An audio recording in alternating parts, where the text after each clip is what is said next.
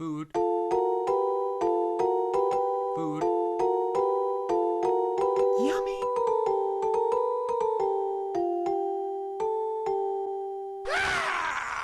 Yummy.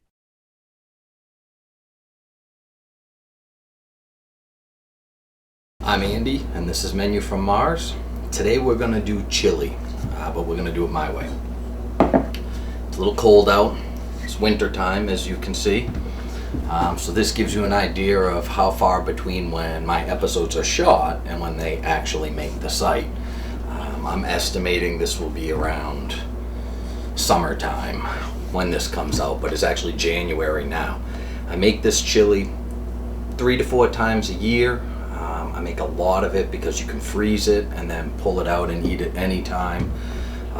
I try to make it initially not super hot, but there's going to be some heat because in order to get the flavor that I want, you got to add peppers. So what you're going to need for this is vegetables, peppers, onions, garlic, jalapenos. You can see a lot of them. Bacon fat, some spices over here and over here, sauces, spices, brown sugar, meat. Approximately the same amount of meat as chili beans. About 6 pounds, 5 to 6 pounds each. I know. I've got some more peppers in here that I'm going to cut up. Not a lot of that though. Homemade beer, some bourbon, some Merlot, salt, pepper, tomato sauce. I'm going to use a can of tomato puree this time, tomato paste. There's a lot of ingredients. This is going to start out a lot like my barbecue sauce, in that we're going to puree a lot of this in here and cook that before we add the garlic. But it's a fairly drawn out process, but for me, I can get close to 20-30 meals out of this if it's just feeding me. 15 to 20 if it feeds my wife and I. I made a batch of this at Christmas time and it was gone before people left. So I'm gonna go ahead and get ready and we'll start. So unlike other times you see me work with peppers, I'm gonna wear a glove this time. Reason being is I have to actually chop up some peppers to be added later. And if I'm just slicing them or cutting them, it's not a big deal. Here's what we have here. 2 peppers. I'm doing 3 onions because they're small. Normally I do 2 large onions, but because they're on the smaller side, medium small, I'm gonna do 3. A clove of garlic, which gave me some real small pieces. That means I'm gonna be chopping forever. And I have 9 jalapenos here. You need 2 to go in whole after you cut off the top and slice them down the side. I'll show you. You need 2 to get chopped up and put into the vegetable slurry. And 5 are going to be chopped up and put into the chili itself. So, just like normal, I usually pretty much fourth these onions and peppers, and those go in, making dang sure, I said dang this time, not to put it in my coffee this time, and that's not coffee, it's tea. Still kind of early, even though it says 10:41 on the thing. I wasn't feeling too well yesterday, so just chop up the peppers as normal. If you've seen any of my other shows, I keep a waste bag here. I chop up the peppers and the onions just in little chunks and throw them right into the food processor, and that'll hack them up nice. So nice and quick. For those of you that do know, I'm going a little slower today because it wasn't that long ago that I sliced my thumb to the bone.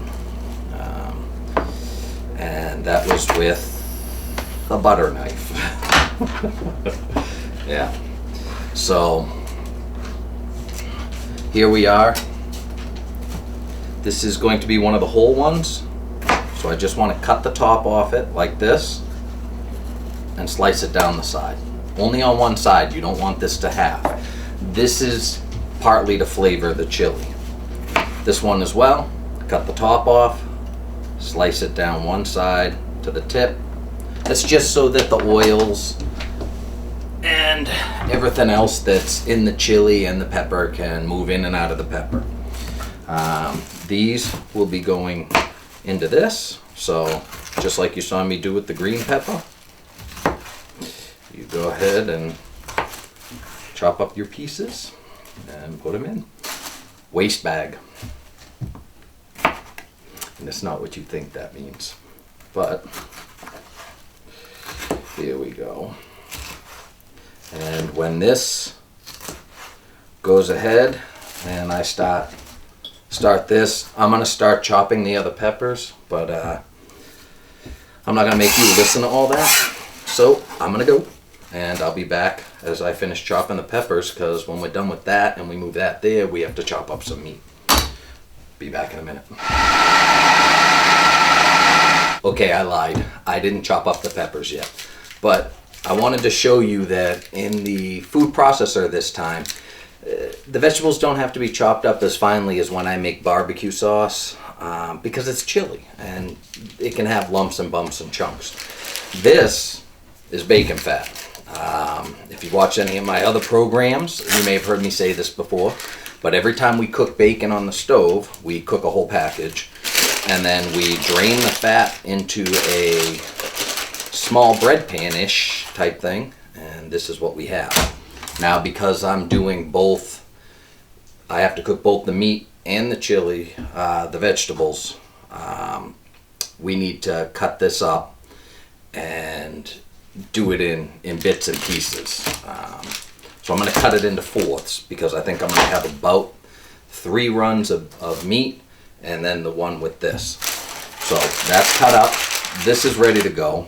I'll move these over here. The issue is you got to cook the meat first, so before you can get the vegetables started. So this is ready to go. I'm going to move it off to the side. I'm going to cut up my peppers. I'm going to cut up my garlic, and then I'm going to cut up my meat, because I don't want to cross-contaminate anything. Even though it's all going in the pot and going to be cooked, I'm still going to do the meat last. So as I set up to cut up the rest of the stuff, I'll bring you back. Contrary to how I normally cut up peppers, these I do a little bit different. I cut them a little thicker because I do want some of the membrane. These peppers, these jalapenos, are going to replace the fact that it's hard to get good fresh peppers this time of year. So I just chop up jalapenos. I would normally, if I could get them in the can, I would do that, but they come with vinegar and everything else, and I want a fresh pepper taste. So I just cut a little thicker. I don't care so much about seeds this time around, but if you get a little bit of the membrane at the end, just make sure you keep some of it. But you'll see what I mean by cutting a little thicker. I leave a lot of the membrane, even though the seeds are in there, I leave that on, because it's chili. You want a little heat, you want a little flavor. So I'm gonna go ahead and keep cutting into this pepper. And then what we're gonna do is I am going to remove some of the seeds from this membrane, and I'm gonna bring it back. And this one, I'm gonna leave some seeds in it, but you don't want too many, because you don't want people biting into it and just getting seeds. But here we go. Now all you're gonna do is just cut these up into little pieces like that, and they're gonna go afterwards. Once we get everything and we're adding everything in, that's what'll go into the chili. So this is gonna be much like the garlic, a lot of chopping. So you go on your way, and I'll bring you back when I start the garlic. Okay, here you are. Just some chopped up jalapenos, a couple of whole ones with the slices, but that's it. There are some big chunks in there. There are some smaller chunks, seeds, pulp, membrane. It doesn't matter. It's going into a chili, so it can be all different sizes and shapes. And that's really what's going to substitute for my fresh chilies. Yes, it is a chili. It's a jalapeno. But in the summertime, you can get a lot better chilies, and I do. But for now, that'll have to do. Garlic, same as always. You just break it open with your knife and then chop it up into little tiny pieces. It's not much more complicated than that. So I'm gonna start doing this, and when this is chopped up, we'll chop up some of the chipotle peppers in adobo sauce. This stuff is hot, so be careful. And then we'll get to the meat, but I'll be right back, seeing how the dogs are kicking the tripod. We've chopped up the garlic, and by we I mean me.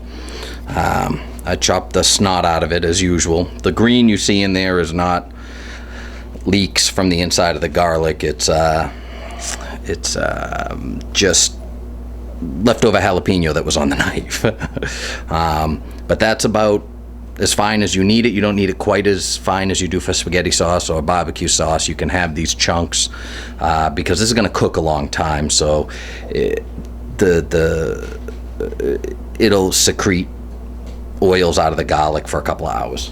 So we have our peppers, these peppers, this garlic, these garlics.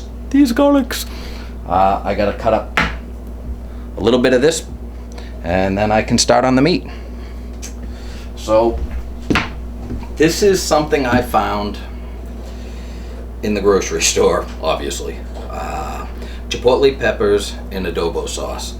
I saw this, I think, on the Food Network. Somebody was working with it at one time, so I wanted to go and try it. I was actually surprised at how hot these actually are. That is what is known as waste. It has onions and other stuff in it, but it's, they're whole chipotle peppers. You're not gonna need a lot. If you put too much in, you're gonna destroy your chili. I don't know why this particular brand is so hot. I've tried others, they're not very, but these can be hot.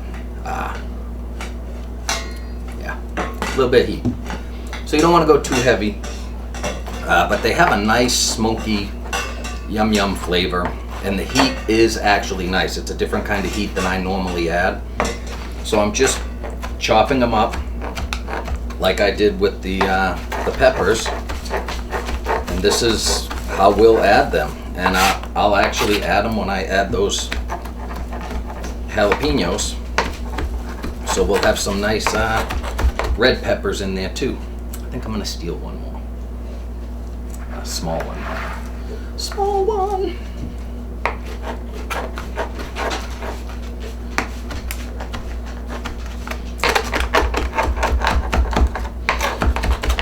And this will add a nice flavor, and I am just gonna plop those right on top of those.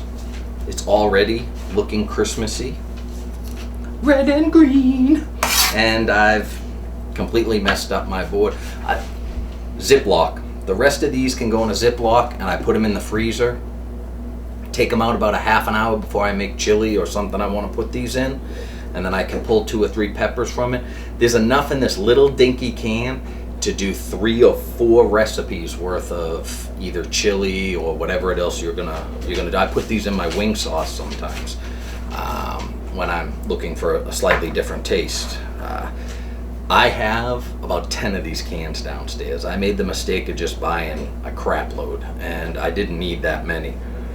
So I'm making chili an awful lot more lately. But Ziploc, take the air out of it, put it in the freezer, and it'll keep as long as you need it to. I'm gonna clean up so that I can start cutting meat and we can start cooking veggies. I'll be right back. Hi there. This was a roast. I think I put the roast show out before this one. So this was a big, end-to-end roast, about twice the size you get in the grocery store. I buy them in bulk at Sam's. by the case. It's like $187, but you get a ton of roasts. You can cut them up. You can get like 3 roasts out of 1 that you get in that case at Sam's. So I cut these into little cubes. It's a whole roast. You're looking at almost 4 pounds of meat here. And you just cut it up into small little bite-sized cubes. But this is not enough, unfortunately. I need another pound or 2 of meat. So we cut our own steak caps. I.e., I buy a whole big hunk of meat from Sam's, and then I bring it home and I butcher it myself. The reason being is it's about $40 to $50. Sometimes, depending on prices of meat, it can be $35 to $40, and I'll explain this when I do a thing on that. But I get 7 to 9 steaks out of it, plus chili meat, plus tip meat. So just steaks alone is worth it to cut up your own. You should be doing it. But here, I think we have an extra couple of pounds of meat, and this is just a matter of doing the same thing, going through and cutting it.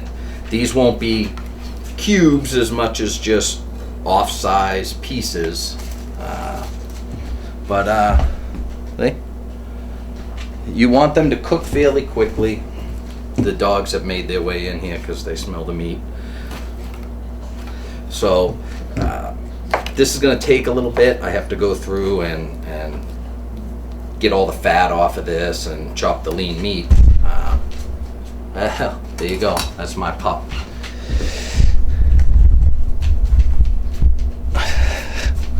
Vader. All right. So I'm going to go ahead and cut this up, reset the camera, obviously. Give some of the fat and meat to the dogs. Yes, they eat raw meat. You should have seen that too already. And I'll come and get you after everything's chopped up, and we'll start cooking. Woo! Prep work's almost done. Mardi Gras. Here we are. I got just about 2 pounds of meat out of that. I got 4 pounds-ish, a little more, the other day. So that brings us over here to cook. So I'm gonna come get the camera, put it over here, and I'll show you what I do over here. By the by, here are the peppers that I put in a baggie that can go in the freezer now and be good until the next time I do this in a couple months. Be right back. Ta-da! We're gonna have 3 batches of meat, approximately 2 pounds each. You're gonna need a big metal bowl, which I left downstairs that I'll go and get. A slotted spoon, which is in the dishwasher that I haven't gotten yet. And you're gonna need 3 cubes of bacon. You're gonna save the bacon grease and the fluid that comes out of the meat, and that's gonna add to your broth when you're making the chili itself. So you'll need a block of bacon fat.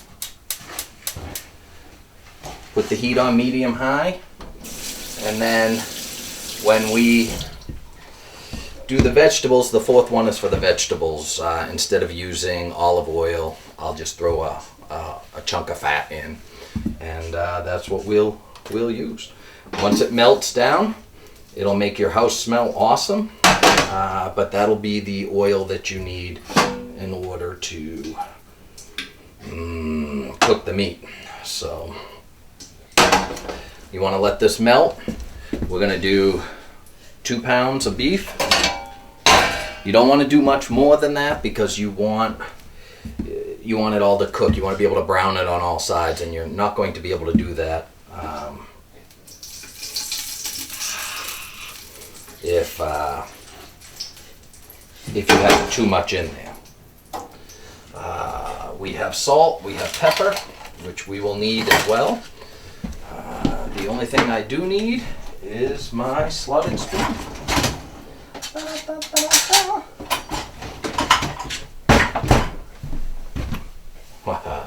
All right, it's melting. If it starts to smoke, like I'm doing, just take it off. The bacon fat has a real low smoke point, but the flavor you get out of it is just phenomenal. So there we go. That is done. Add your meat. Hear that sizzle. Make sure you are on medium high now. A little bit of salt. A little bit of pepper.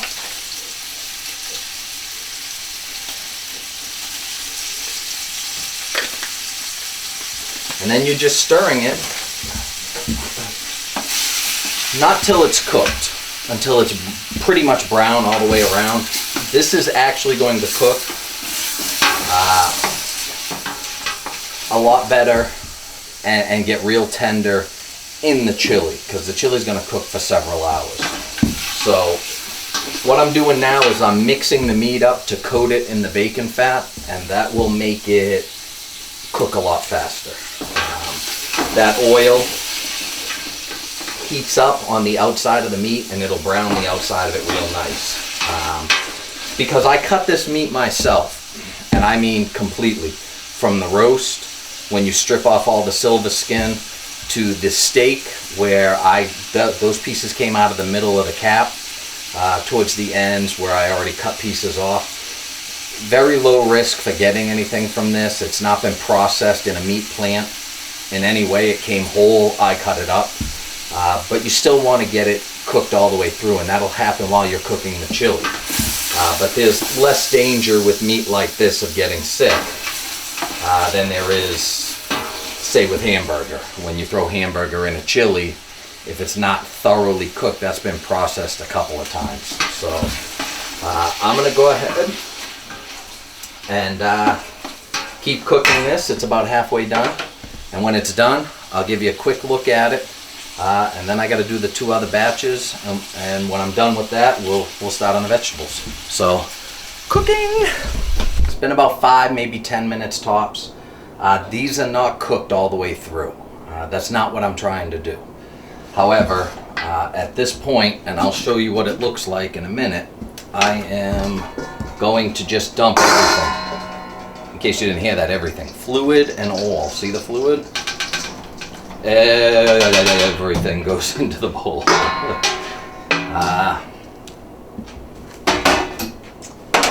And that's about what you're looking for. It's not completely done. If I were to cut these open, you would see that it's still pink inside. But all the fluid, all the juice, because a lot of that is bacon fat. So what I'll do is I'll take the next cube of bacon fat, I'll throw it in here. It'll when that melts, I'll put in half of the next batch and cook that, and then dump it in there, and then put another cube of bacon fat in and cook the remainder, and dump it all in there, and we are at that point ready to start vegetables. So I'm going to do all that, and then I'll come back and get you.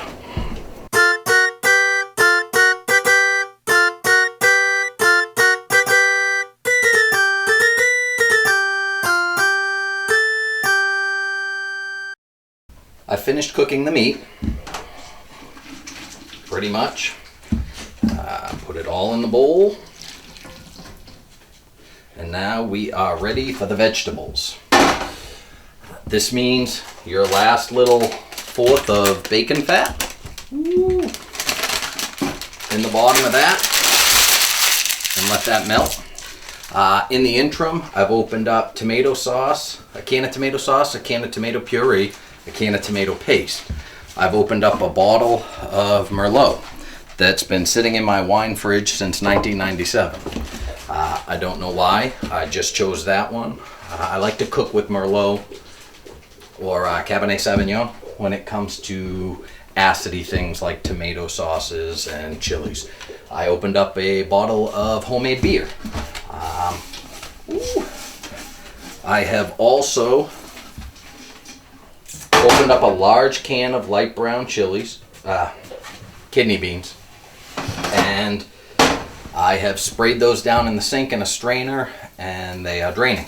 I'll show you when I do the dark red ones. So right now we've got a lot of different things going, and I am melting the bacon fat again, and listening to my songs on my iPhone. So I'm wondering if anybody can pick up what the song was in that previous segment that I was listening to. There's no contest, because I can't afford to give you anything except advice. Really, who wants that from me? But get this all cooked up, and once this melts, we're going to go ahead and add the vegetables to this. We're going to salt them and pepper them. And we're going to cook them until they're brown. Now, they're not going to have to be cooked quite as much as when we made barbecue sauce or even spaghetti sauce, because it's okay, like I said, if there are tender chunks, and these will get tender just cooking. But this is what goes in next. And then once it's brown, we'll add the garlic. But what you should have now from the previous batches of the meat you did, there should be this nice scent of bacon and something, which we know is beef, but cooking in the air. And now we're going to add the peppers and onions to this, and a little more bacon, and the house is just going to smell spectacular. For this, you will need a whisk. But first off, you got the bacon fat in there. You want to salt your vegetables. I know it seems like a lot of salt, especially for one of my recipes, because I don't usually add a whole lot of salt to anything, but this you will need. It'll help draw the moisture out of the vegetables, and it'll cook a lot faster. So we want to be on just this side, a medium high on the low end, and this is going to take a while. I'm going to go ahead and get my whisk, listen to some songs while this cooks up, drain some more kidney beans. I'll be back. There's no reason why you can't take your kidney beans, these are the light red ones that I've rinsed already, and put them in with your beef, because you can add all of this together into the pot, that is. Now, you need dark red kidney beans too, so I've opened 3 cans, and I just dump them into basically a spaghetti strainer in the sink. And then what I do is I hose them down in order to get all of the slimy, yucky, salmonella, E. coli stuff off them. Not in the can.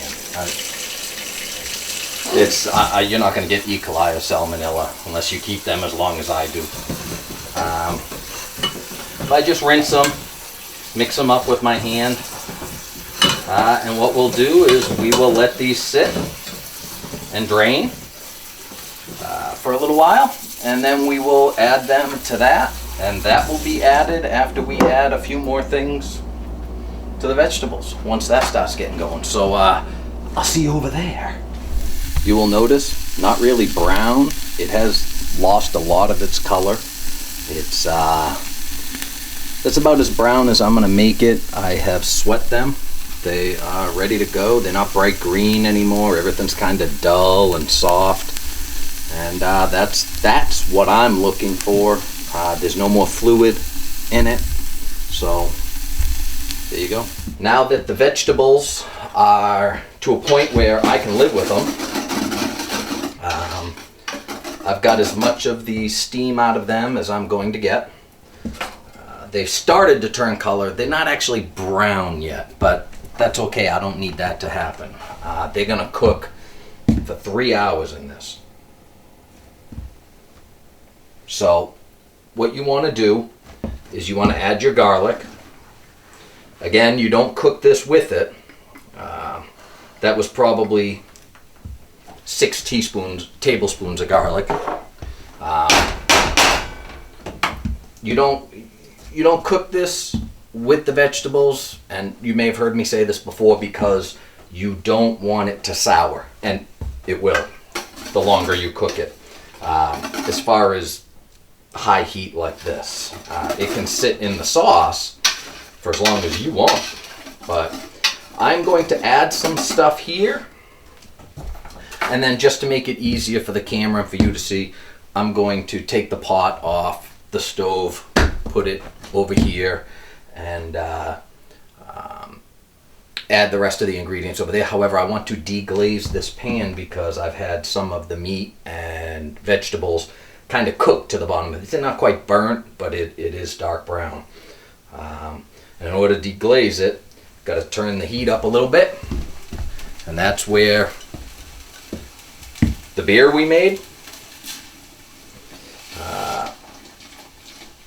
homebrew, pour that right in, a whole one, 20 ounces. Leave a little bit in the bottom of it for the residue that's left over. And you go ahead and just start mixing.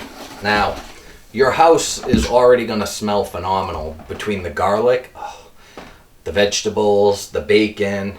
Now when you add the beer in, and it is the first thing we add, to deglaze the pan, you just want to use your whisk, and with the higher temperature, all that stuff off the bottom should come right up. But this adds another smell to the house, and it's been 2 hours now that I've been working on this. Not to mention I spent about an hour last night cutting up that roast. So you can see that food of love takes a long time. But you do this and the smell is just, it's like beer and baked bread and garlic and vegetables and bacon and everything a growing boy needs. So once you think you have your pan deglazed, and I think I do, I think I have everything mixed up pretty good, we can start adding some other things to it. Even over here, I always save a little of my home brew for me. It's so good, even at 12 o'clock in the afternoon. 2 cups of Merlot. Any Merlot you want. I will recork this and put this back in my wine fridge. And that's what I'll use next time I make spaghetti sauce or... I know, a lot of booze. Listen, if you can't have booze, low sodium beef broth, about 20 ounces to deglaze, and low sodium chicken broth. Afterwards, about 2 cups worth. You can do it the other way around. Chicken to deglaze and then add the beef broth, but you'll need both of them. Instead, I use beer and I use wine. But I know some of you may not be able to have any alcohol, and that's fine. Chicken and beef broth can be substituted for this. Hell, you can even add apple cider with beef broth and use that instead. It'll give a nice smoky apple taste to this with the bacon and all of that. So this is how I do it. Apple cider, broth, booze, however you do it, it's all going to come out good because this is an all-day cook. All right, mix that in till everything is soupy sounds. And I believe this is where I'm going to go ahead and move over to the counter so that we can do this together. Besides, my tea is over here. So I'm going to kill the heat, which I normally wouldn't do. You'd leave it here on low at this point. Once you deglaze, turn the heat down to low, and then you would add everything over here. But we're going to go over there. See you over there. Oh, you're already over here. Okay. Well, I put a little silicone oven pad underneath here. And that way it just keeps it from burning my countertops. I still have my beer. We're going to go 2 decent sized bay leaves. Don't get shy on me here. Big one. And let's find another big one. You want to be able to pull these things out at the end. You can add things in any order you want, but I need to get a couple things, so I'll be right back. Are you sick of campers? It's like every time you play that damn Black Special Operations game, nothing but campers. It's like they don't understand in real life, you'd run right down that battlefield. There's no hiding in real war. Every time you play, all them campers just acting like their life means something. Hiding and shooting like this was the way that real life war goes. Everybody knows in real life war, you run down the middle of the battlefield shooting at everybody. There's no concern over your life. You just John Wayne it up. Pow, pow, pow, pow. But it is unavoidable. Eventually you'll play them and they'll shoot you. And then when we get to the lobby, it's amazing how many grown men sit there crying. Boo-hoo, there was a camper over there. You were corner camping. Campers, campers. That's why I'm ready to bring my new product to market. Camping Crybaby Kleenex. For all you guys out there that need a little hug after you play, you just wipe your little eyes and your little nose. Campers. You know in a real war you'd run around and get shot. You don't play the game the way I want you to. I was online playing, and never in my whole life have I seen so many grown men crying. That's why I came up with this wonderful idea. I need a tissue. Stop crying about campers quickly with Cletus's Camping Crybaby Kleenex. It's simple. You just take one out and daub those tears, blow that little nose, and you'll be okay for the next game. So next time you're playing that bang 'em up game and campers get you down, don't hesitate to pick up one of my Kleenexes for you camping crybabies. It'll make you feel good and stop crying like a little bitch. Stop camping! No! You're camping in the corners, man! Cletus's Camping Crybaby Kleenex. 'Cause it'll be okay. It's just a game. It'll make you feel good and stop crying like a little bitch. We've just added the bay leaves. You can do this in any order you want. I kind of like to go in order. So I am going to put the sauce in, the tomato sauce, add all the fluid. And this is new for me, but I'm going to use puree this time. Contadina on the sauce, paste, and puree. You can go with just sauce, but I think I'm going to transition over to a couple of cans of puree because I just think that it'll make it thicker. We like it when it's thicker. So, just like that. So this is all gonna come together fairly quickly now that we've got past the cooking portion. But this might take a little bit. You really gotta stir this now because you don't want the tomato paste clumping up yet. And what that'll do when it cooks is just another way of thickening everything up. Which, when we cook it, and it gets to a certain temperature, because you're going to want to bring it almost to a boil when we start, you leave the lid off it so that the moisture can escape, and it has the same effect as reducing it down, which we do when we want to make things thicker. All right. Oh, it's smelling excellent already. So I need a measuring cup. And we've done that. Let's add the vegetables. This is our chopped jalapenos, chopped chipotle and adobo sauce, and our 2 whole jalapenos that we sliced down the side and cut the top off so that all that goodness can leak out into the chili. Put that in. Oh, I got it in the eye.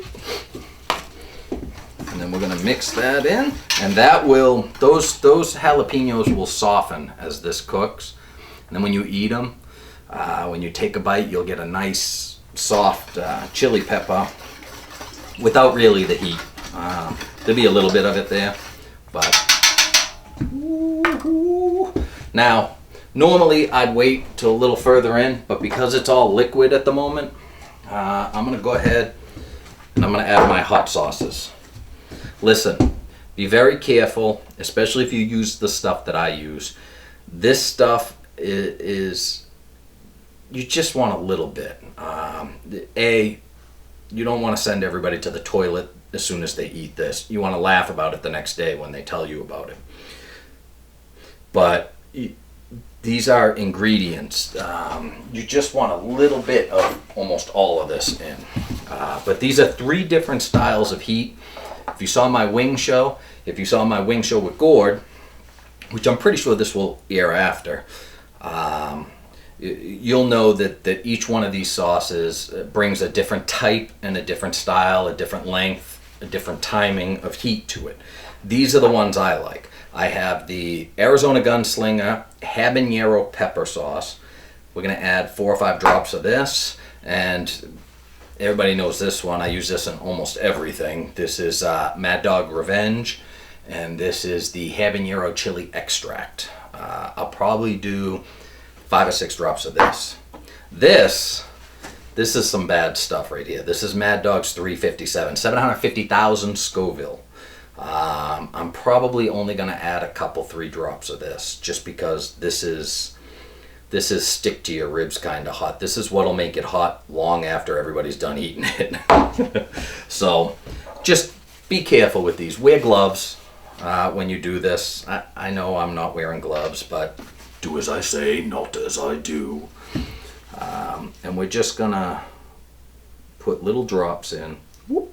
That was about 3, 4, 5. I'm gonna wipe it off on that. And you'll notice that I'm trying not to let my skin come in contact with any of this. So that is a good bit of advice for you.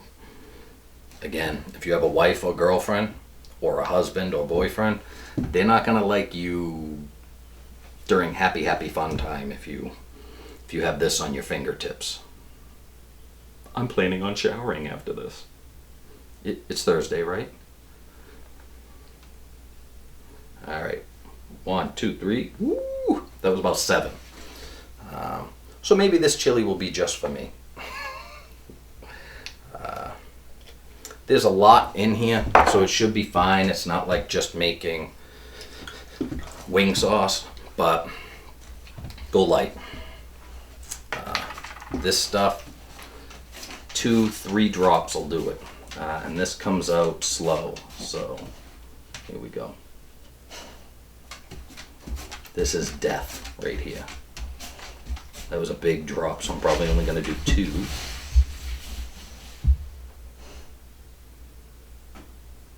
And that's it, 2 drops of that. This stuff will stick around forever and haunt your dreams, so be careful when you use that.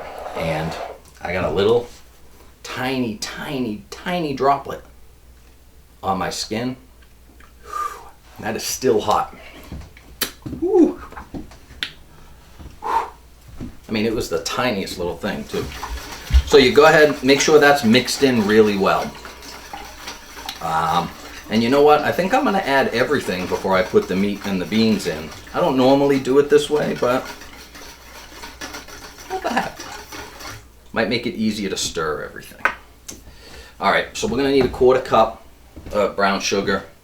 It can be dark, it can be light. I prefer dark brown sugar, packed.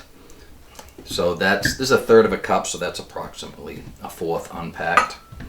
And here's where we start adding spices. And this is really a guessing game, so you're gonna wanna do this to your taste. For me, I have a tablespoon and a teaspoon here. I'm going to just go with about a teaspoon of cumin. I find if you add too much cumin to anything, it tastes like BO. So don't go nuts with that stuff. And we have some paprika, some cayenne, and some chili powder. And this stuff, again, This is my organic chili powder from Mountain Rose Herbs. Any spices that you can get from there, I would suggest getting from there. I do pick some up from Sam's and Star West and some other places, but my first choice is always Mountain Rose Herbs. So I'm gonna go ahead and add me 3 tablespoons of this. I'm going to go with 2 tablespoons of paprika. And this is also because I can't get good fresh chilies. When you can't get good fresh chilies, I go with the powders instead. And my resealable bag is no longer resealable, so I'll have to do something about that after. That leaves cayenne pepper. This stuff's kind of tricky, so I'm just going to go with a teaspoon. A heaping teaspoon, but a teaspoon nonetheless. And that is it. You're going to want to add a little bit of black pepper. And I usually just put a small coating on top. I know that looks like a lot. It's really not. And then we have white pepper. Okay. So the black pepper is kind of an upfront thing. The red pepper is something that you put in that after the black pepper wears off, the red pepper will kind of kick in, and that's the cayenne pepper, the chili, and the paprika. This white pepper is the stuff that'll stick around long after that stuff has worn off. So this will go good with the 357. You will be tasting the white pepper in the 357 and maybe the Arizona Gunslinger habanero pepper sauce after all the other stuff kind of wears off. I add a lot of white pepper. In fact, you can see I only use this in chili for the most part. Every once in a while I'll crack some pepper over wings, and I said over, and I did call them veggies earlier, but I'll need to refill this with white peppercorns, and like I said, I use a lot. I like white pepper and stuff like this. You do get some white pepper sometimes in peppercorns and the black pepper, but not nearly enough. So we've come to the end of this.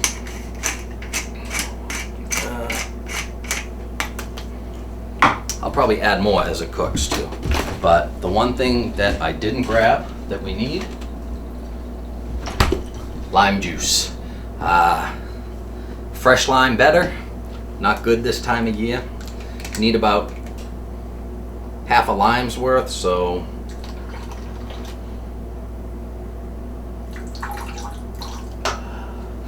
that ought to do it. Then you mix all of this up, and that's, ooh, I took shrapnel. That's the broth anyway.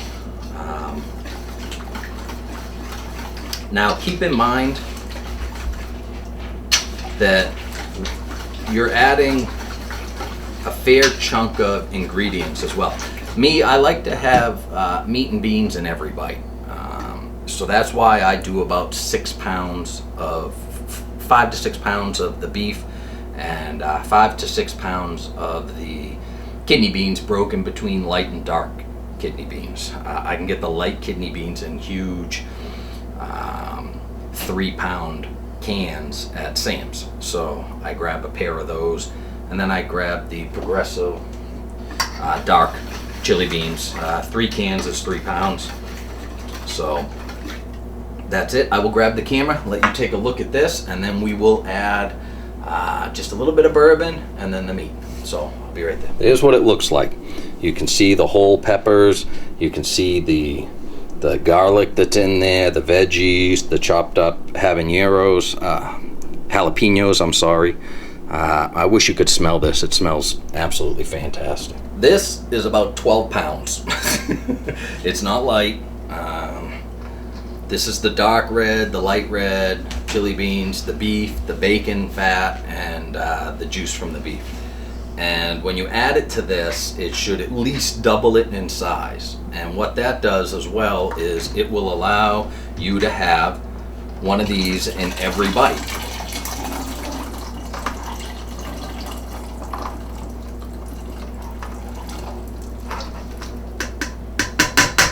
Now, that comes all the way up to about here now in the pot. So, slotted spoon and give that a nice stir. You want to get everything incorporated together. Now, keep in mind, you can't taste this yet. I would wait about an hour in on the stove top on low before you start tasting this, because use this spoon while cooking the beef, so it was raw, and this beef is not cooked all the way through yet. You want to wait until you get that going on the stove, and that's where you want it to cook fully, because it will absorb a lot of what's in here. So I'm going to put this on the stove. I'm going to come get that, let you take a look at it, and then we're going to start cooking it. I'll be right back. Look at that. You can still see the pepper chunks, the whole pepper, the beef, the different kinds of beans. You can add white beans to this if you want as well. But this is how I like mine. And this is, you will get, I mean, you look at that. That is thick. That stuff isn't floating. So you will have something in every bite in this one, and not just fluid. I forgot to add the bourbon. It's not rocket science. You just take your bourbon here. Oh, I add a little bit now, and then I add a little bit when it's done cooking. Say a little more than a tablespoon. And then, hear the dogs? Someone came to the door. When this is done cooking, I will add another tablespoon to it, just so it has that hinty, smoky flavor. Now this, you're gonna wanna do on really high, medium high. You wanna bring this almost to a boil. You wanna see bubbles coming up through it. Once it gets to that point, take the lid off, crack it, put it on low, stir it every 10 minutes for 2 to 3 hours, depending on how done your meat is. You'll want to, after 2 hours of every 10-15 minutes stirring this, you're going to want to test the meat. And if it's tender and you like the way it is there, you can stop. Add your last bit of bourbon and you're done. If not, you will cook it another hour to get the meat where you want it as far as tenderness is. But bring it to a boil first, because we're trying to kill everything off that we can, and then just stir every 10 minutes. And depending on how low is on your stove, you want the flame as low as possible. I've actually cooked something like this for 5-6 hours before. I think that once you break that 3-hour mark, the flavors meld together so good. But you also have to be careful not to annihilate the meat and the peppers and everything, and you want them to have, and the beans, you want them to have, you don't want to turn them into mush. You want them to have a nice consistency. So I'm going to go ahead and bring this to a boil.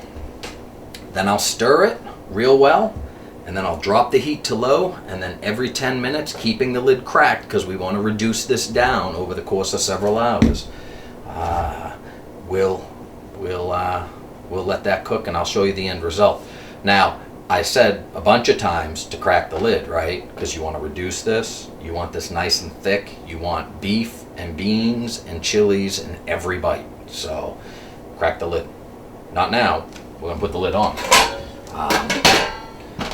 So one last thing, I usually, and I'll show you this, hopefully I'll remember, not like the tiramisu episode where I forgot to show you me putting the chocolate on. I get a nice Vidalia onion, a red onion at the grocery store. You cut a couple of slices off that and then chop it up into little pieces, and some Mexican cheese. We use Kraft. You can use any kind you want. So you scoop a bowl of this, and then you sprinkle some a nice thick layer of Mexican cheese on it. And if it doesn't melt, put it in the microwave for 30 seconds or so. Get that cheese all melted, and then take a handful of that red onion and sprinkle it on top, so you get like a fresh, uncooked sweet, not so bad onion. It's not as brutal as normal onions. It's a very mellow oniony flavor, oniony. You put that on top, you get that fresh, nice and cool onion with the hot chili and the cheese. My wife uses sour cream as well. I don't, but you can. So I'll show you the end result, and I will clean this mess up. And then I'll try to remember to show you when I do my first bowl later on tonight. Woo! Hope you enjoyed it. It's gonna be, it's gonna taste so good. The house smells phenomenal. So, even with dog farts. So, that's it, man. I'll talk to you in a little bit. It is now about 3:15. I started this at 10:40 and actually did an hour of work before that. So you're looking at about 6 hours. This is about where I like it. I tested it for tenderness. And another thing I do is every time you take the lid off and there's steam on it, I keep a towel nearby to wipe it off. That helps reduce it. This is reduced down about 1 inch. It's not quite as thick as I usually like it, but I think overnight in the fridge, it'll thicken up nicely, and it'll mellow a little. It'll be a lot hotter right now than it will be tomorrow. So, this is the last dose of whiskey or bourbon.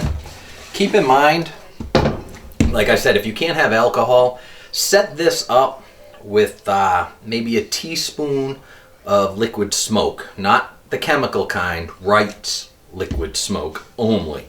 A teaspoon before you cook it for 2 or 3 hours, and then that should give you the same kind of smoky taste that this will give you. But I do 18-year single barrel, and it's just a little bit, about a tablespoon. You don't want it to taste completely like booze. You just want a nice little smoky taste. And this way, you don't have to worry too much about, you know, you'll taste just the smallest hint of it. But let me come get the camera and show you. That is the chili. So when you are going to eat it, there's something in every bite. Ooh, steaming up the lens. Something in every bite. Good stuff, man. So that's it. It's a little potent right now. But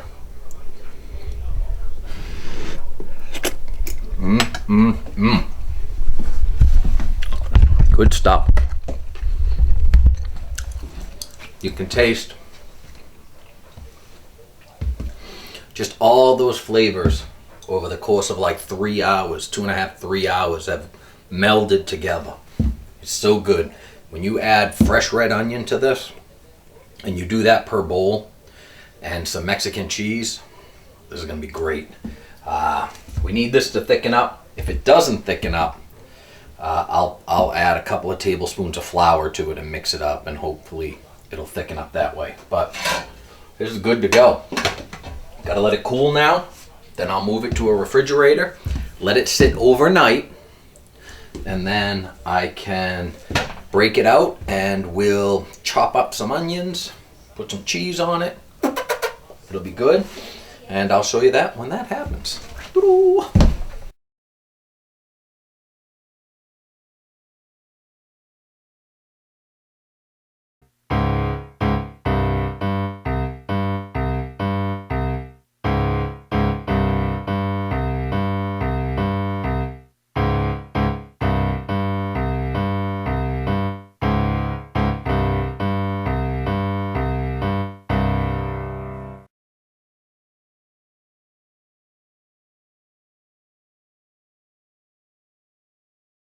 It'll make you feel good and stop crying like a little bitch.